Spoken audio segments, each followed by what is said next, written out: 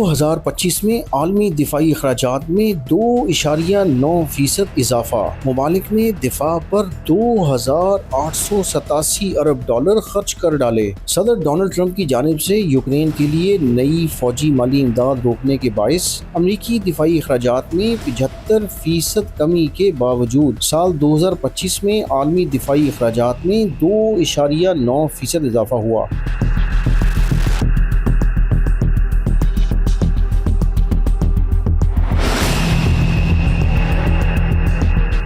Stockholm International Peace Research Institute के अदादो शुमार के मुताबिक 2025 में आलमी दिफाई अखराजात बढ़कर 2,887 अरब डॉलर तक पहुँच गए, जो कि मुसलसल 11वें साल इजाफा है। आलमी GDP के तनासुब से ये अखराजात GDP का 2.5% हैं, जो 2009 के बाद बुलंद तरीन सतह है। रिपोर्ट में कहा गया है कि मौजूदा आलमी बहरानों और कई ममालिक के तवीलुल मुद्दती दिफाई अहदाफ के बायस ये इजाफा 2026 और इसके बाद भी जारी रहने का इम्कान है।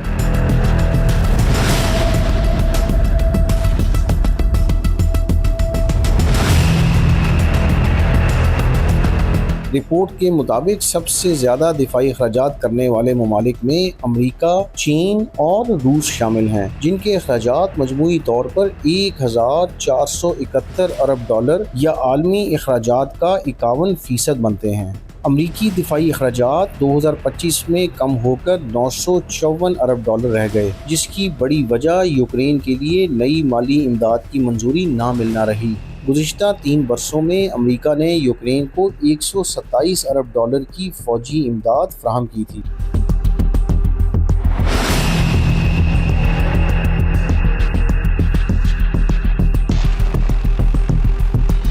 रिपोर्ट का मज़ीद कहना है कि अमेरिका में दिफाई अखराजात में ये कमी आर्जी हो सकती है, क्योंकि 2026 के लिए अमेरिकी कांग्रेस का मंजूर शुदा दिफाई बजट 1 खरब डॉलर से तजावुज़ कर चुका है और 2027 में ये 1.5 खरब डॉलर तक पहुंच सकता है। रिपोर्ट मज़ीद ये बताती है कि आलमी सतह पर अखराजात में इजाफे की बड़ी वजह यूरोप में 14% इजाफा है, जहाँ अखराजात 864 अरब डॉलर तक पहुँच गए।